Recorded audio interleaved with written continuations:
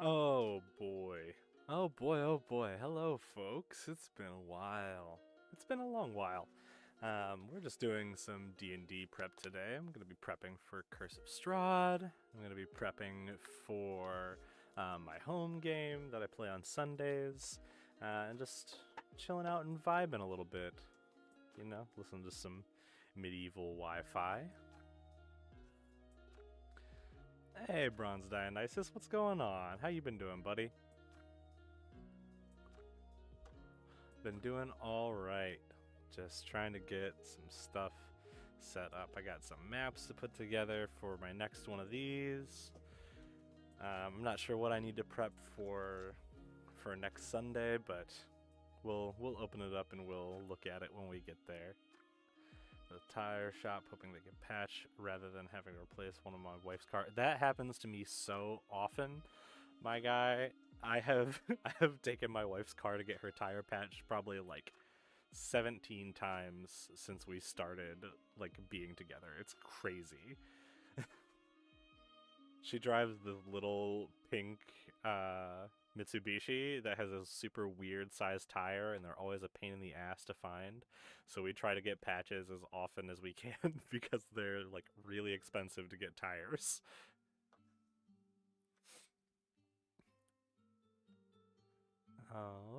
But yeah, we're just here in Curse of Strahd, and we got to build a map real quick of the one of the encounters that they're gonna have in their next game. First car was a Geostorm that was pink, so same. Nice. Love that. I drive it everywhere because it's just, you know, it gets better gas mileage than my old truck. So I just drive her little pink car around, and it's very fun. But we have a little encounter to build here, so I need to pick a map. I need to put some stuff together here because the party is split right now,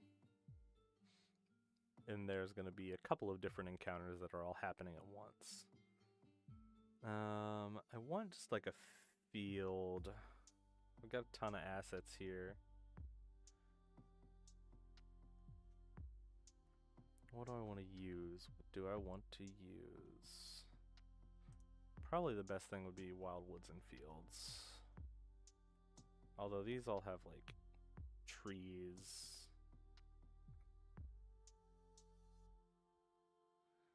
Yeah, no, these aren't what I'm looking for. I need like a plains. I'm pretty sure I bought a plains one, yeah. Something that's like kind of circular.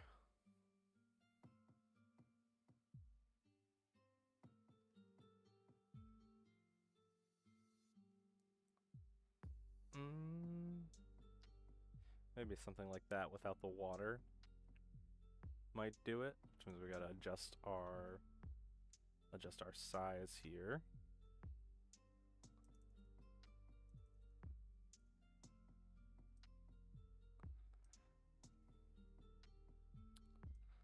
Yeah, but not on the GM layer. We want this on the map layer so we can adjust it and move it around.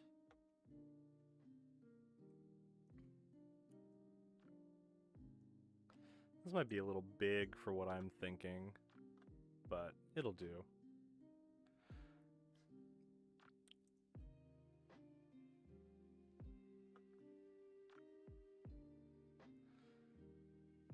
First thing we need is a big cart.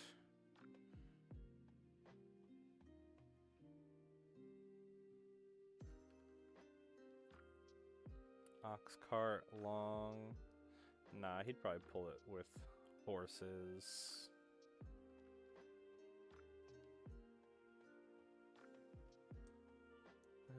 White? No, I wish there was like a carnival-y one. We're just going to make this too big.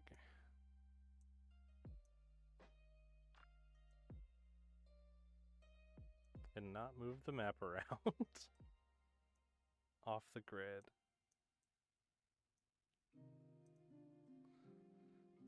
I'm gonna need to zoom in so I can find the little spinner.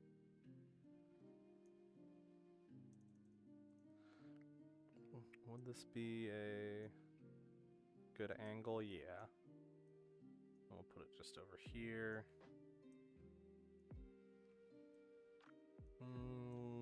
Yeah, somewhere like around there.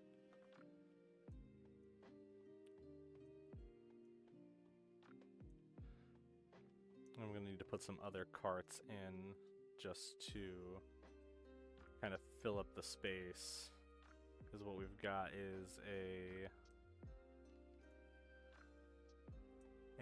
like carriage yard or like some kind of place where people can like park their carts in town. There's gonna be some shenaniganry that happens here.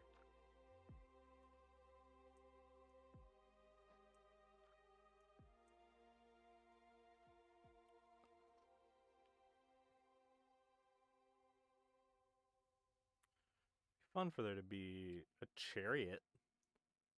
It wouldn't really fit the vibe of Barovia, I don't think, but it'd be just fun for there to just be a chariot. And I'm just going to copy and paste this one a couple times.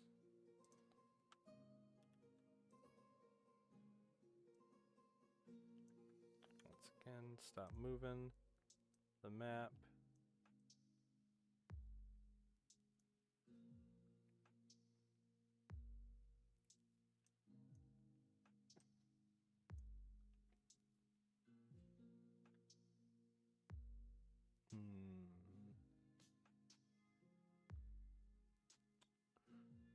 I think that is enough carts.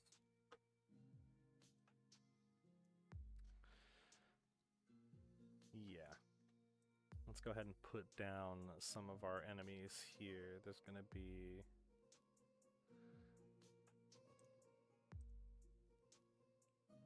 Where are the creatures?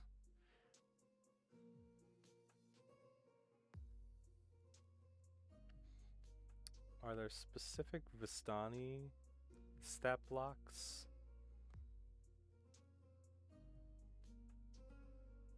No, probably not. They're probably just going to be bandits then.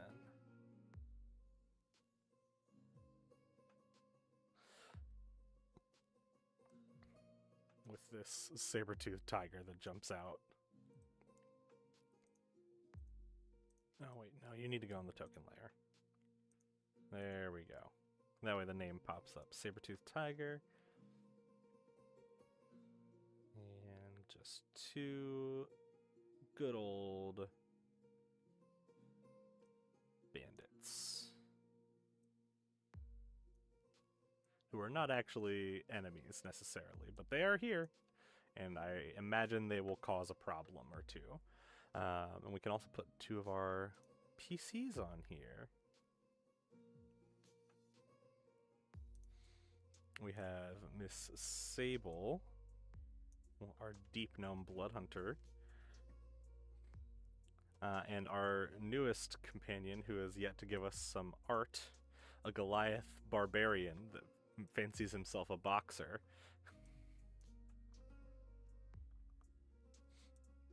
Sits over here. I need to make sure you can see his name. Save.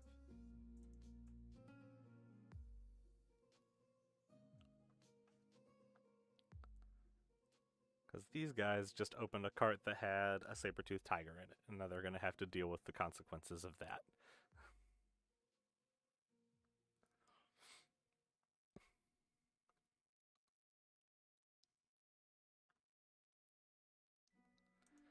Then on the other end of town,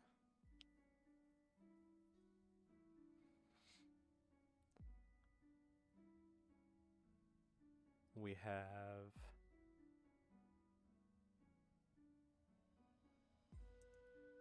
a pair of PCs heading to this larger area, but they're mostly just going to be outside, I think, for a minute.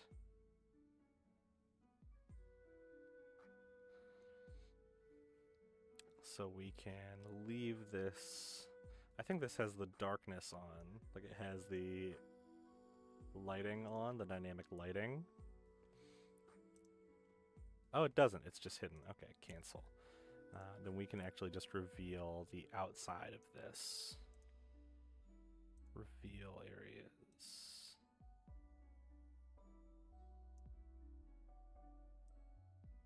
Or is this map just really dark for me for some reason? What's going on? Explorable darkness, permanent darkness.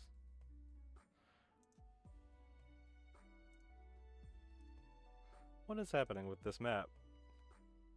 Ah, I changed the wrong one. This one does have the dynamic lighting on. So silly. Which means we're going to hide areas.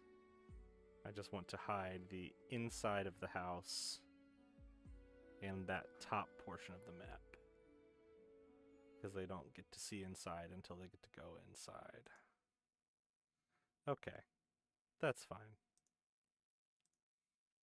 Sometimes I love Roll20. Sometimes I do not love Roll20.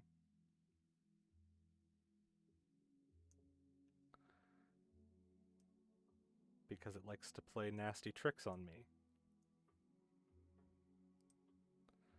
Like having the actual reason the map is dark hidden.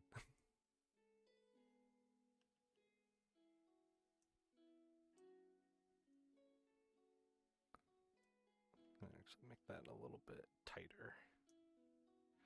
There we go. And then we'll just reveal around there. Yeah. To keep it nice and secret upon their approach.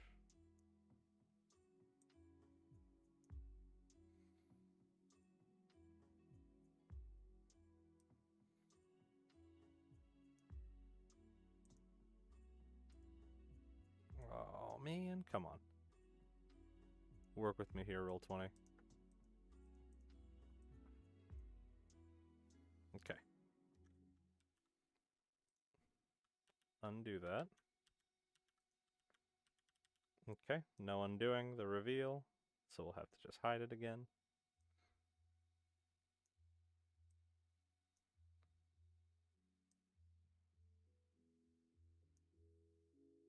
There we go. Hide this again. So that way there's not just a weird rectangle of light there.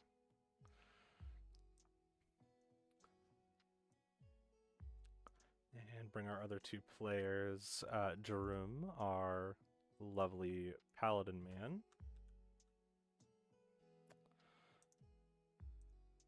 Once again,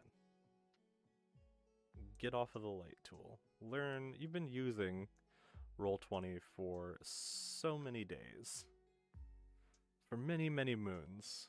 I should learn how to use it eventually. And they also have an NPC with them. They have a Mr. Ismark the Lesser with them.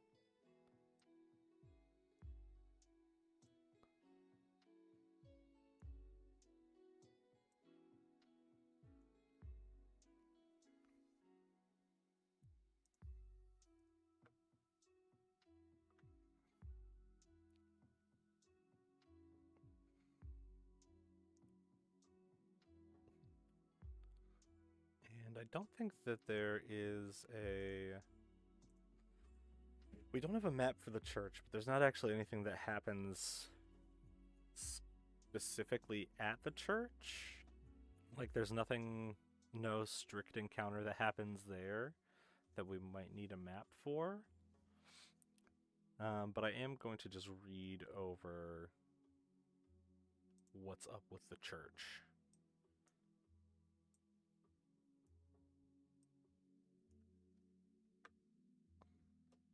Real quick, because it has been a little bit since I've personally been in Valkai.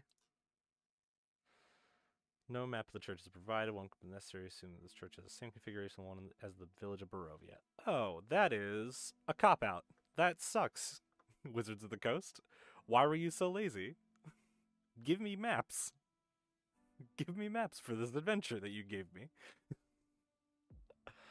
Let's see. Father Lucian oversees the church. Assisting him as an orphan. Yeska. Brawny lad. Oh yes, that's right. The big boy stole the bones.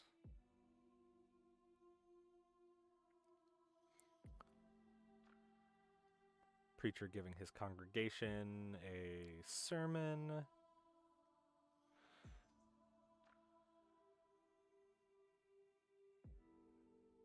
Shoemaker's son has been imprisoned.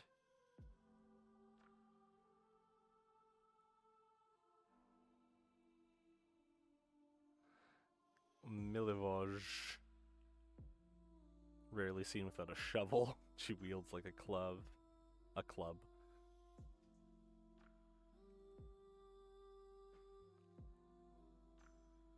Okay, so there's a couple of plot points there to cover.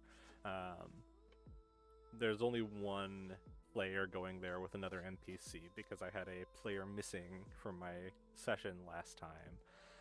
So I was like, all right, they're going to go off and do something else because I have too many NPCs to handle right now. That'll be good. I think that the player that missed, I think that they will enjoy going to the church and the interactions that are there. I think they'll enjoy getting the chance to help out because they really like to do like goody things.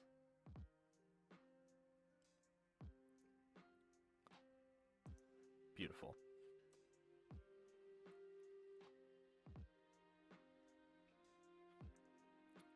We're going to move a little further down the line here.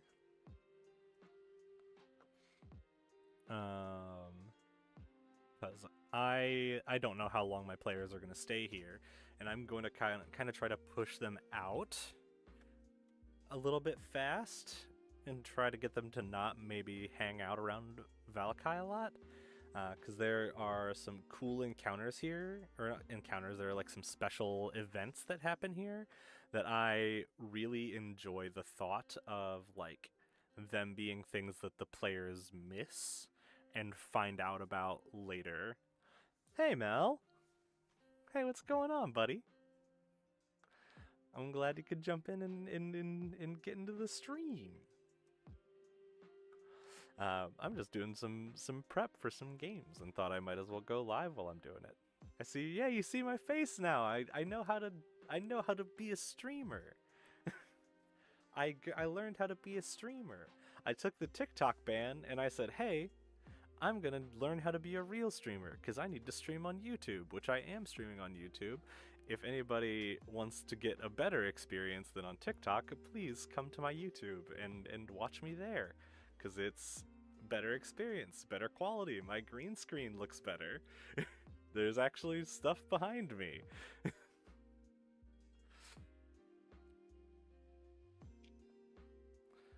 But yeah. So we're just doing some prep. But like I was saying, there's a couple of really cool events that I think are better suited for the players to find out about them either as they are happening or after they have already happened. Specifically, the quote-unquote the Feast of St. Andrel, which is an event where, like, Strahd personally attacks Valkai and, like, makes like a big ruckus happen and a bunch of people get in trouble and a bunch of people die and there's like a revolt from like Strahd's followers in the town.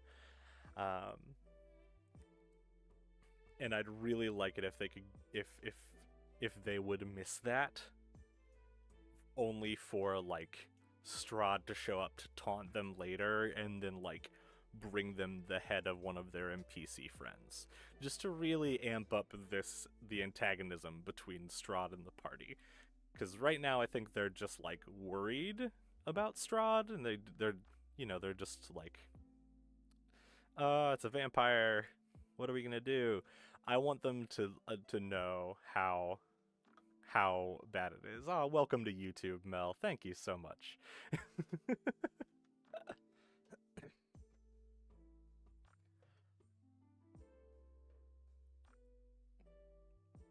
But I need to figure out how to like get the timing of that right, because I don't want to try to like make them do something they don't want to do. Like if they want to hang out until like the special events happen, or they like end up being here, it's not that big a deal. But I do think that it's very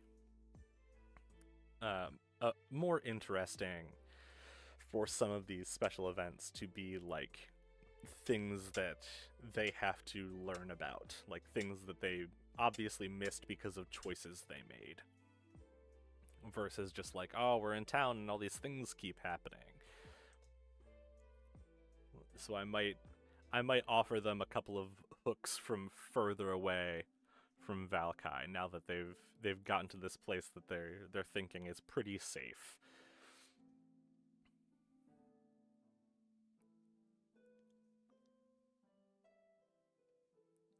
Especially with the like party composition we have, because I have a paladin here, and I would really, really love to get that paladin to uh, another place on the map. If you've never played Curse of Strahd, it's a place called Argynvostholt. It's like this big castle full of these undead, basically paladins that lost their lives in the first like war with fighting Strahd and trying to retake Barovia from this vampire. Um, and there's a lot of cool play there with just like the weirdness of how paladin oaths work, and getting the chance to like tempt him by offering him power. And also his daughter is Esmeralda. Like he inadvertently created his backstory with a daughter that he's looking for, and and I thought it was a perfect place to make that NPC to tie that character more closely with the setting. And Argynvostholt is where she's hanging out, so it'll be a good chance for him to pursue his personal arc as well. I'm just very excited. I love this module, and I really want to get to play more of it.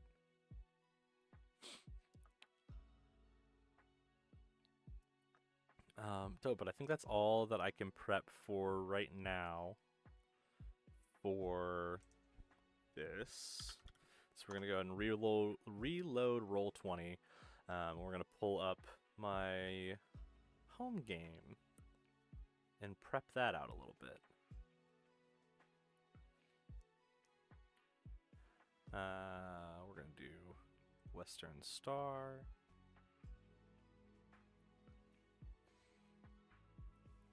And this is something that I actually have to do like writing for, because this is fully a homebrew game made entirely by my own hands. Nothing moduled about this. And I thought the last time I worked on this, I put a bunch of NPCs on this map. I guess I must have been mistaken. Either that or something happened and it did not save all of my stuff. We've already got a little bit written up here. Currently, the party in this campaign is looking good. Thanks, Mel. Thank you so much. Currently, the party in this campaign, they are investigating this plot point of like the gods falling down out of their celestial realms. And they are in this like old wizard's tower where they just had a big fight with a former ally, and they are in the middle of this like this conflict that they are not a part of. There's all of these sort of monstrous races that are having like a turf war around this wizard's tower, um, including some Yuan-Ti, lizard folk, and Driders that are all kind of in conflict with each other over this territory, and they're smack dab in the middle of it, kind of stuck in this wizard's tower here in the middle of this map. And they are about to make the, I don't want to say mistake, but the kind of player thing of they just had a big fight, so now all they want to do is rest, and they don't realize the level of danger that is around them. So they're definitely going to sleep in this tower and make getting away from it a lot worse than if they had just left. Because right now they set off like a magical trap, and it caused all these things in the tower to start activating and like turning on, and causing all this commotion in the forest. So now like all these factions are now definitely converging on this tower, because they have been fighting in this place where this tower is for like years and nothing has ever happened, and now the tower's doing something, so it's definitely going to draw all these crazy beasties in here. So I'm going to actually just lay this map out a little bit after I reread my notes that I typed up last time. And this is like a huge map. Like I have like the grid. These are 5-foot squares. This is like, you zoom all the way out. It doesn't look like that big in the VTT, but from one end to the other is pretty wide. Let's see. Measuring just from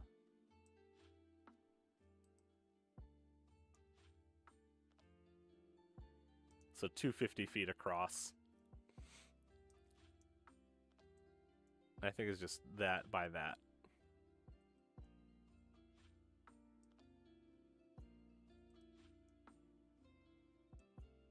Yeah.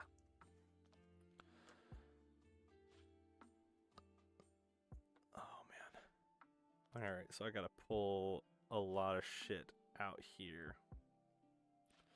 Let's see. Did I put... I need to look and see. Purebloods, Mind Whisperers...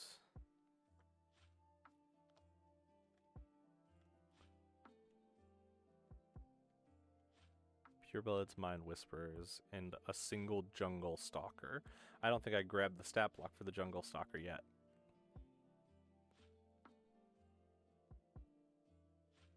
But I can put those out around, and we need to do some dice rolling.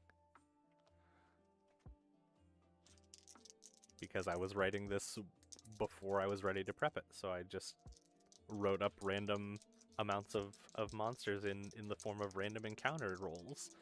So let's see how many purebloods we got. 4, 8, 15, what did I say? 5d10?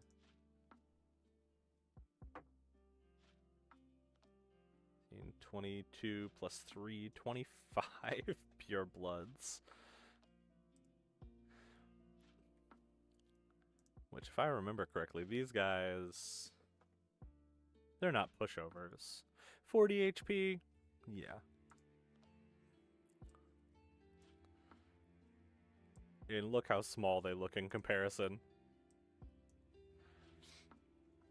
So we're just gonna do a bunch of copying pasting because I'm not gonna drag and drop them all on the map.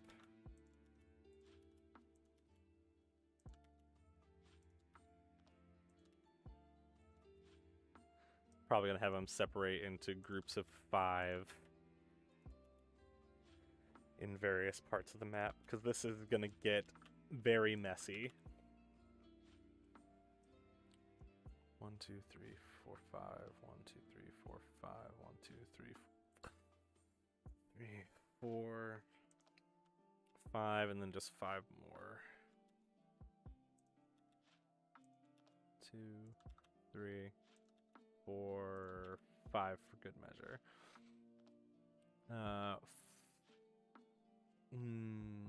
Yeah, because then we can just have each one led by a Mind Whisperer.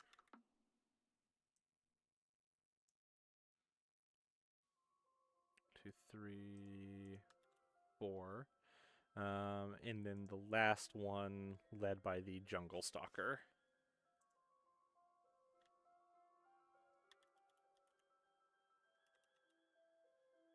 Type it in right.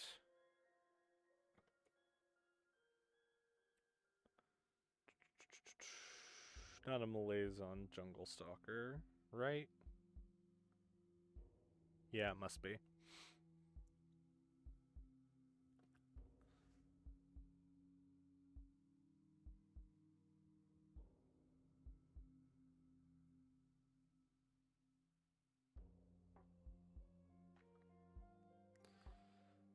Yeah, there we go.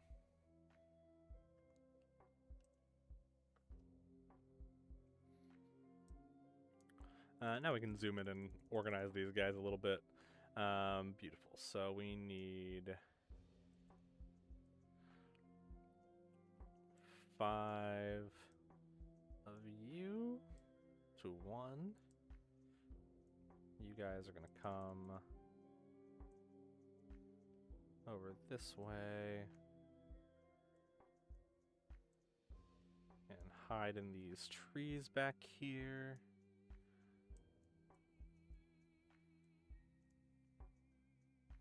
4, 5. So many words to read. My jet lag brain can't handle it.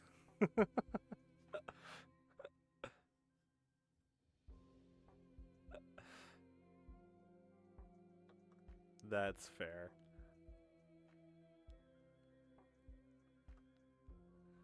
Um,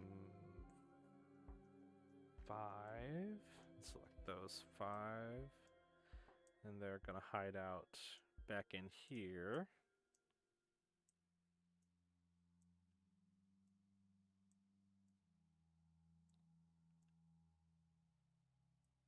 Looks like I might have put 1 or 2 too many purebloods out.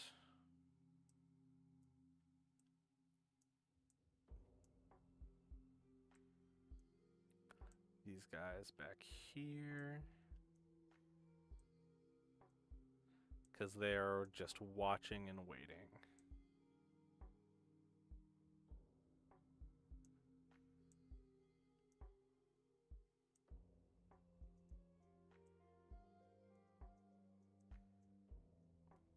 I miss my magic mouse that I could just scroll around. Oh, I guess I could do this. I could slide it around this way. I always forget about that feature.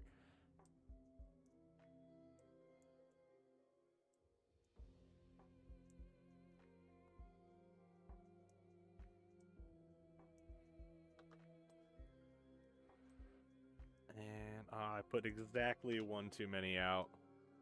Dang. I thought I really got it.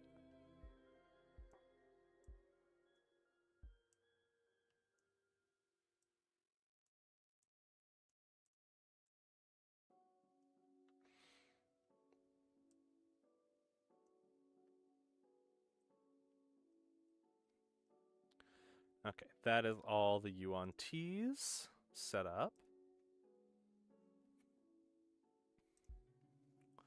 Let's see.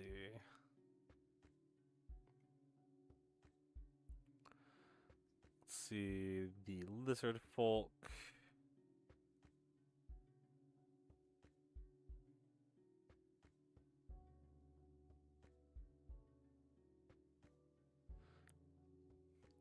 They will arrive in the middle of whatever they're trying to do.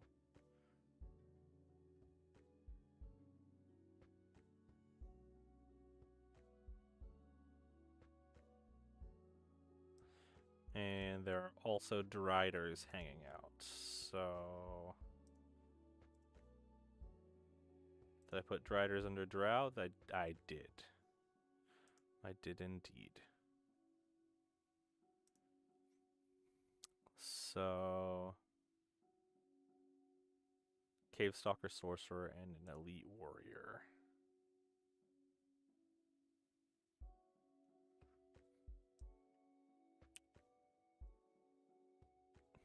These Driders are all going to be hiding down here to the south.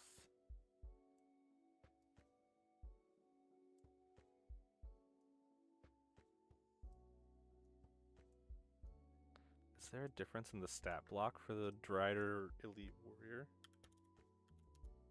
That's not how you spell Drider.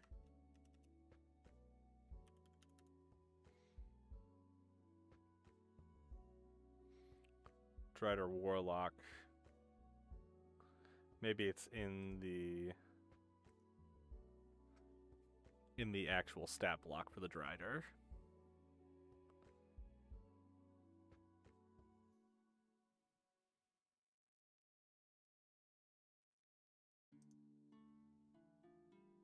Nope. So we're just gonna have them tucked back and away in here. What's the difference between a Cave Stalker and a Sorcerer? Probably the Sorcerer has sorcery points and spells, huh? Multi-attack, longbow.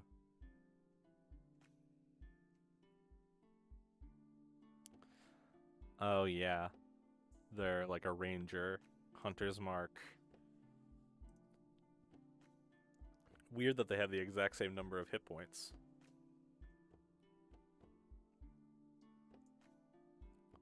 Elemental Strike, we love that.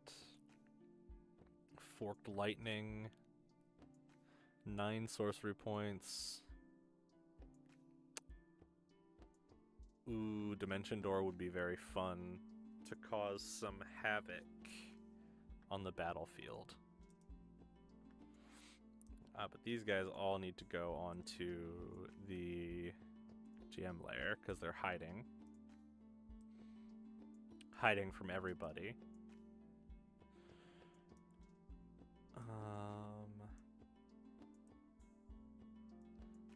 And I kind of want to do the same thing with the lizard folk since they're not going to arrive for a while. I'm just going to have them in the background on the map so that way whenever they do arrive, they can just pop up. I need a lot of those too.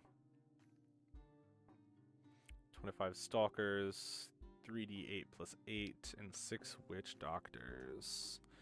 I'm really trying to give my parties a bad time. Let's see how many berserkers. 7, 8, 16 berserkers. Which I'm pretty sure I can close the UNT tab. Pretty sure the lizard folks stat blocks are pretty bad. Sorry for disappearing. The tire is able to be patched and I'm home without having to buy a new one. Hell yeah. Good job. I'm happy for you, Bronze.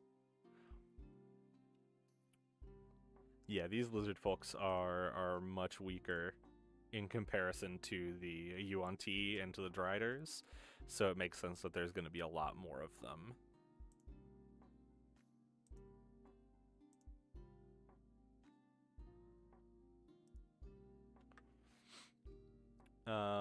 Let's see, 16.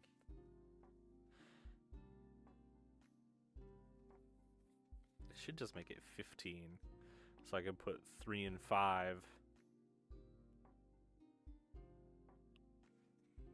3 and 5, and how many witch doctors did I say? 3 and 5 and 6 witch doctors. Yeah. That's fine. And they are going to each come from... let's see, there's like a western. Yeah, there's 2 pathways from over here. So they're going to come from over this way. Well, let's get these swamp stalkers out first since we need so many of them. Control C, Control V.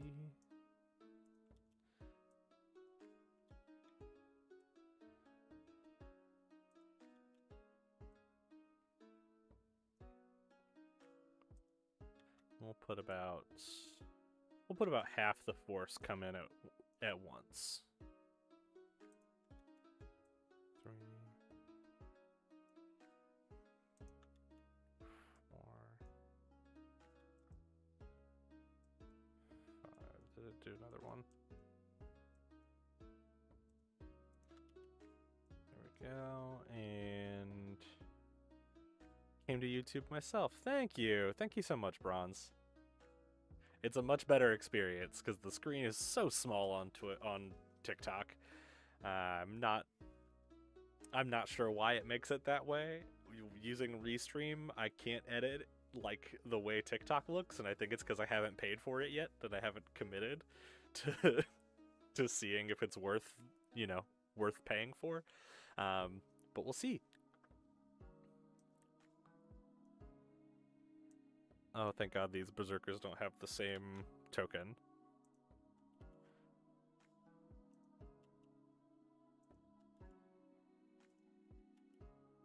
Five, 6, 1, 2, 3, 1, 2, 3. Yeah, perfect. And then I'll just throw 2 of the witch doctors in there, just for fun. In the middle of the pack. And then I'm gonna literally just copy this whole thing. And I'm gonna paste it down here. And rearrange it.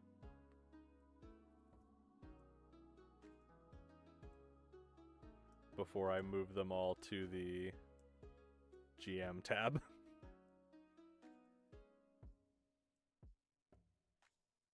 Because that leaves me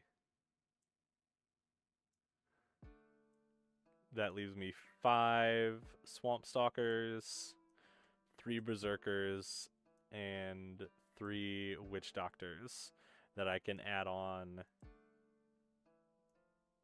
whenever the boss of them shows up. Beautiful.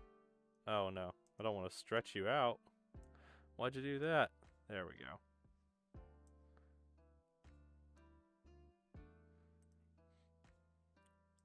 This map is gonna chug when it's time to run this game. Don't give them a dime. That's fair. I may have to give them a dime if I want to pursue it any more than I already have. Because sometimes you have to, sometimes you gotta spend money to do things better and to have better stuff. But we'll see. If I could get every single one of my TikTok followers to just subscribe to my YouTube channel, I wouldn't have to do anything. It would just be totally fine. Because then I would just have, 1,000 subscribers like that. But unfortunately, that's not how marketing really works. At least not in my experience. I've had a hell of a time trying to convert my audience to YouTube participants. And also, I just don't know how. I understood pretty well how the TikTok algorithm worked.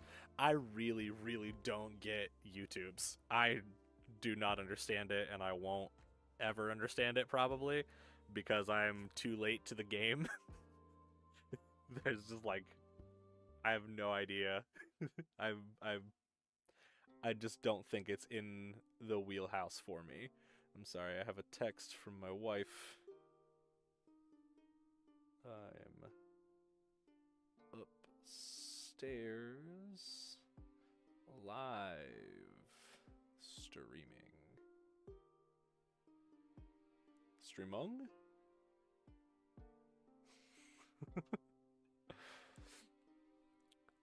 Beautiful. And now I can make sure my big bad guys are all set up. Where are my named NPC adversaries? Awesome. They are gonna have to deal with. I wish Roll20 would do Dark Mode, but they're gonna have to deal with Vodka, the champion of Tiamat, who is a former party member that unfortunately died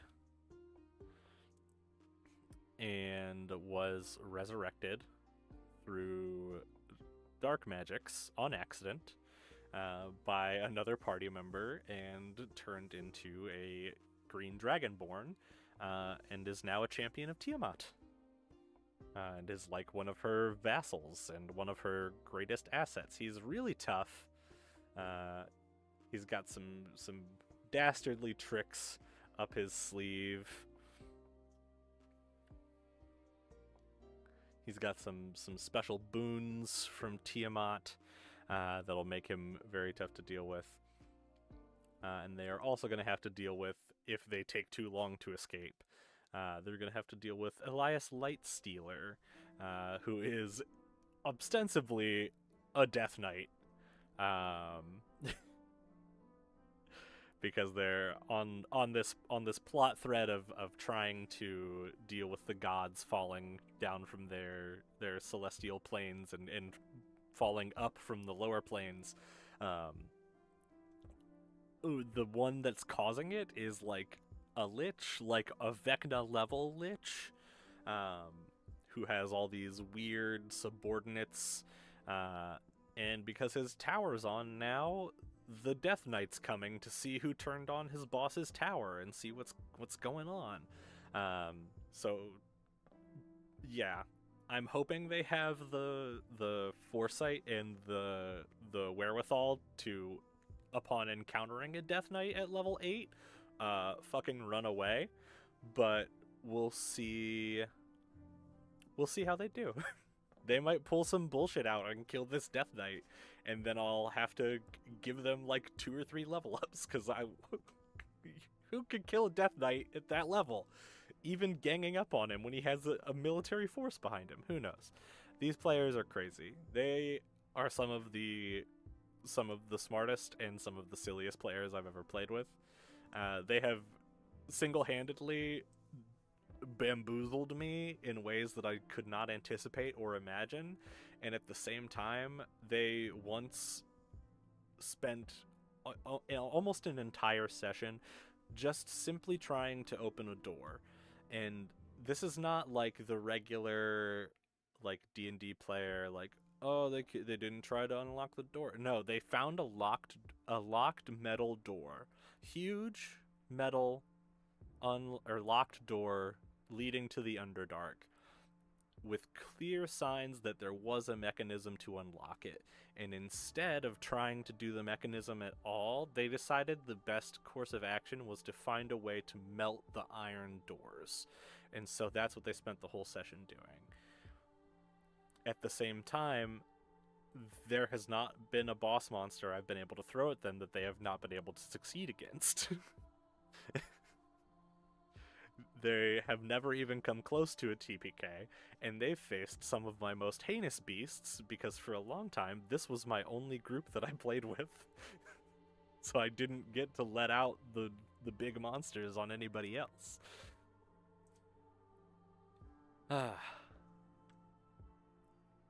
Alright, that map is squared away.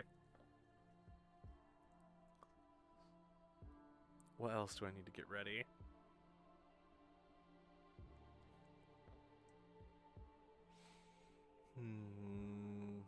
I should probably come up with a mechanic for tracking this large-scale battle.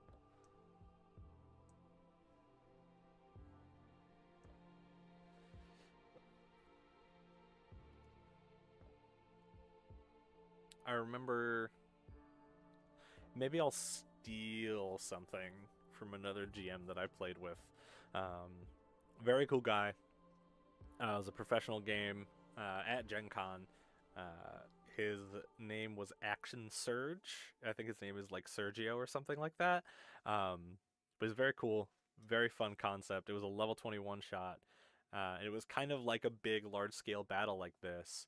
And the way it kind of functioned was he had kind of the player's army and the NPC's army like line up, and then they moved across the board incrementally, and then whenever they bumped into each other, it broke into like regular combat. Like you switch the map around and set all the minis out and stuff. Um, so I think that might be a pathway to this, since they're trying to escape. Like they can pick which direction they want to go, and if they cross paths with any of these NPCs, then it'll go into like a zoomed in combat. Like I could make this map again, but like make it bigger essentially. I don't know.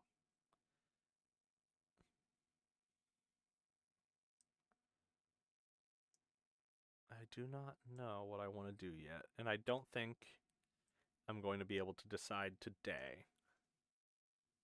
Since my wife is asking where I am, she probably is almost done with work or is ready to do something. So I'm going to go and call it here. Thanks for hanging out. Bronze and Mel, you guys are dope. Thanks for being in the chat and saying words and hopping over to YouTube. That's always helpful. Hope you guys have a good day. I'm glad you got your tire fixed. I hope you drive safe and have fun. I'll talk to you next time.